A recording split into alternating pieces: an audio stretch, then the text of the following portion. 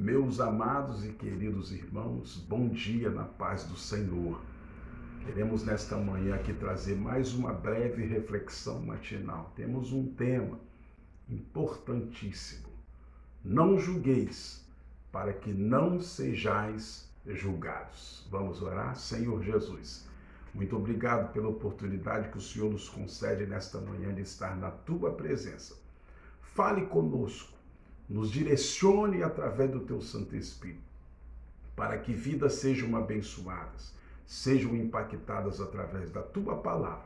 É o que nós te pedimos e agradecemos, em nome de Jesus. Eu quero ler para que sirva de base da explanação da palavra de Deus para nossas vidas nesta manhã. Mateus capítulo 7, do verso 1 ao 5.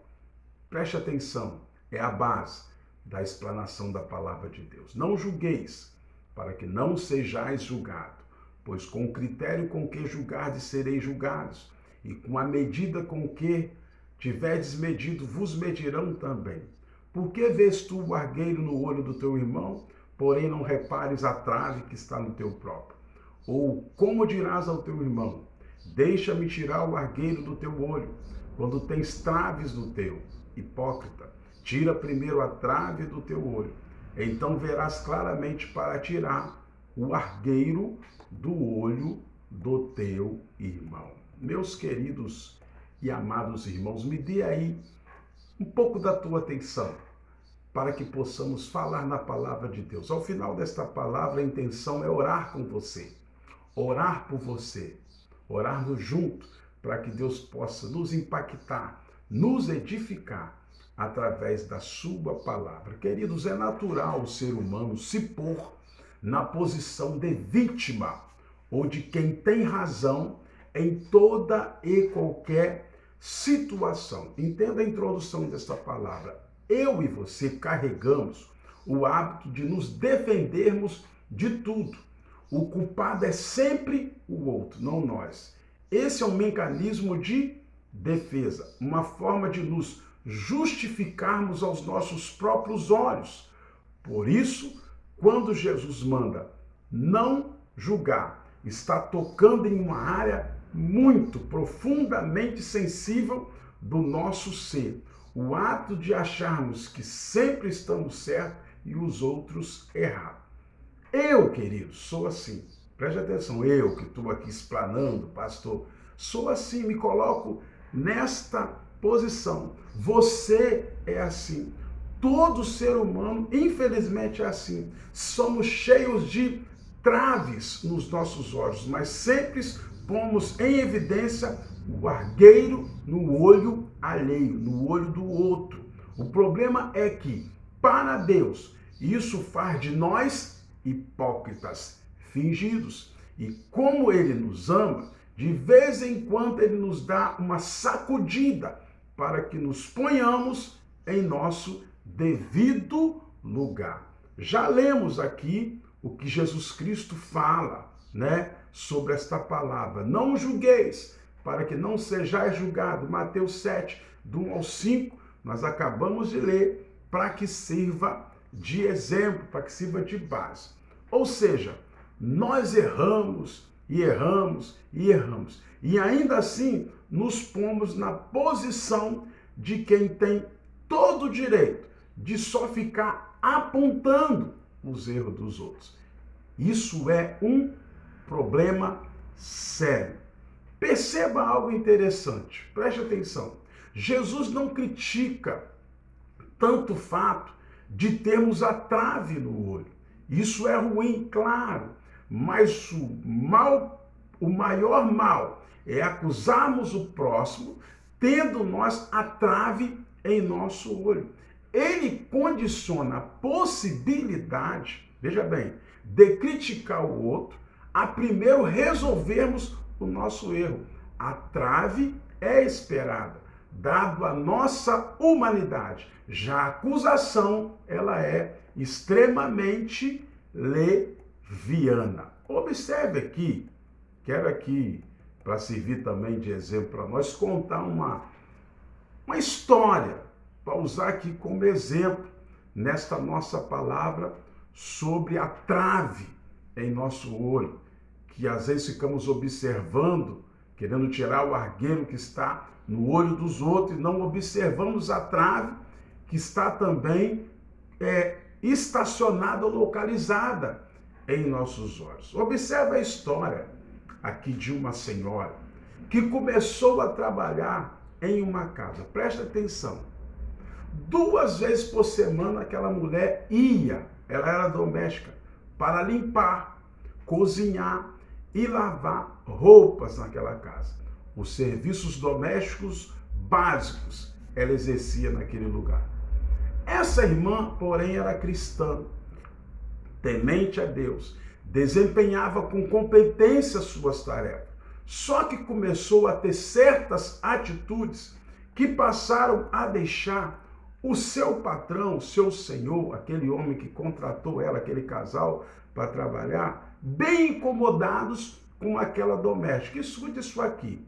A principal aqui ela tirava absolutamente todos os fios da tomada quando executava o seu serviço. Ao final do dia, depois que ela ia embora, o patrão dela era obrigado a percorrer a casa toda, relocando na tomada aquele monte de fios espalhados, reprogramando os aparelhos domésticos com que ela desligava. O patrão não gostava de bagunça, nem de coisas fora do lugar. Então você pode imaginar o incômodo que isso causava àquele homem. Começou ele a ficar chateado e começou também a criticar e a murmurar a posição daquela mulher. Foi quando algo aconteceu e piorou a forma com que o patrão via o argueiro no olho daquela mulher. Preste atenção para você entender. Aquela mulher passou a sair, olha, outro problema sério, aquela mulher passou a sair mais cedo do que o horário combinado. Um dia 20 minutos, outro dia 30 minutos, outro dia 40 minutos mais cedo. Não estava legal aquela situação. Desorganizada, preguiçosa, mentirosa, astuta, desrespeitosa. Adjetivos que é o mesmo que qualidade, sobre ela não faltava isso tudo que eu acabei de dizer na mente daquele patrão. Até que finalmente foi preciso confrontar essa má profissional, essa pessoa maligna que estava fazendo tudo errado. Isso tudo na mente do patrão. Essa pecadora também estava na mente dele. Que absurdo! Ficar desorganizando toda a casa, tirando tudo do lugar, desprogramando os eletrodomésticos. Onde está o respeito pelas coisas e pela maneira de ser daquela doméstica? Foi chamado então para uma conversa. Escute. E aí veio o terrível puxão de orelha de Deus na forma de uma resposta para aquele patrão, mediante a tudo que aquela mulher estava fazendo. É que, olha só o que ela justificou, é que ela respondeu: eu tinha um filho de 12 anos, sabe, patrão? Ele morreu, eletrocutado, morreu quando segurou o fio de um ferro elétrico. Desculpe, depois disso passei a ter muito medo de mexer em fios. Veio aí a primeira resposta para um primeiro momento daquela desatenção aparente que o patrão, observando só o argueiro do olho daquela mulher e não a trave da extrema incompetência, prepotência, não observação do que estava acontecendo. Ele estava julgando, pensando nele, pensando nos afazeres daquela mulher, mas pensando só nele e no que podia estar acontecendo e não no que podia estar acontecendo na vida dessa irmã, na vida dessa senhora. Preste bem atenção aqui numa coisa. Olhe bem. Não sei dizer o quão miserável o patrão se sentiu injusto mediante da resposta daquela mulher. Desumano. Percebeu ele que um capricho pessoal tinha sido maior do que o amor pelo próximo. Foi leviano e murmurou contra a pessoa sem ter primeiro averiguado as justas razões de suas atitudes. Ele poderia ter sido mais amoroso, compreensivo, compassivo e calmo. Poderia ter se perguntado as causas que levaram aquele ser humano ou aquela mulher a fazer isso, mas não. Julgou, acusou, pecou. O argueiro no olho dela incomodou tanto aquele patrão, tanto aquele senhor, que ele pôs uma trave do tamanho do mundo no olho dele, que fendaram os olhos deles. Miserável homem que ele foi, absolutamente constrangido pela sua falta de tato, foi sacudido, veja bem, pela tragédia que abalou a vida daquela jovem senhora. Mas o pior ainda estava por vir. Sabe a questão dela sair mais cedo? Olha bem, o patrão insensível àquele ser humano não se deu conta de que ela estava enfrentando uma profunda depressão. Aí ela explica: descobri que estou com câncer no útero. Queridos, que história complicada, mas vai servir de lição para nossas vidas, para que nós não fiquemos julgando as pessoas ao invés de ficar olhando para o nosso próprio umbigo ou umbigo. Ele, o patrão, naquele momento que soube, quis morrer, ou, no mínimo, enfiar a cara no primeiro buraco que encontrasse. Não enxergou o drama daquela mãe que não bastasse ter perdido o teu filho para a morte de maneira tão trágica, agora enfrenta uma batalha pela sua própria vida. Ela recebeu, queridos, o diagnóstico e guardou para si, não falou nada, continuou calada, executando suas tarefas, sofrendo em silêncio. Já o patrão foi egoísta, só pensou nas suas coisas, reduziu tudo, querido, a rótulos e a qualidades ou adjetivos, em vez de investigar com amor as origens e as causas daqueles comportamentos daquela pobre senhora. Ele foi torpe com Deus. Ele foi muito torpe. Meu irmão, aqui eu quero chamar mais uma vez a tua atenção. Minha irmã, meu amigo, meus prezados ouvintes, é muito fácil tentarmos explicar comportamentos humanos por trás de adjetivos, qualidades pré-fabricados ou pré-fabricadas, sem vergonha. Muitas vezes é uma maneira conveniente de roubar alguém que vive traumas, conflitos internos e profundas questões existenciais, sem caráter. E é um modo raso de acusar uma alma que pode ter cometido erros em momentos de vulnerabilidades. Entenda isso, carnal. É a saída mais fácil para etiquetar. Preste bem atenção. Alguém que muitas das vezes tropeçou por complicadas situações em sua vida, como daquela empregada doméstica, como aquela mulher. É assim e assim por diante. Temos de parar, olhe bem, preste atenção nisso aqui. Temos que parar de atribuir maldades às pessoas por não investigar direito, olhe bem, por não investigar direito as raízes de suas atitudes e as situações que as originaram. Às vezes, tudo que se faz, ou tudo que se fez, ou tudo que se precisa, se faz necessário, é dialogar com o amor. Pois não acreditamos ou não acredito que Deus deseja que fiquemos julgando e acusando o nosso próximo, as pessoas. Quer que ajudemos vidas desestruturadas a reencontrar o prumo, o correto para a sua vida. Rotular, veja bem, e abandonar gente com argueiros dos olhos é a saída mais fácil e covarde que existe, ao invés de estender a mão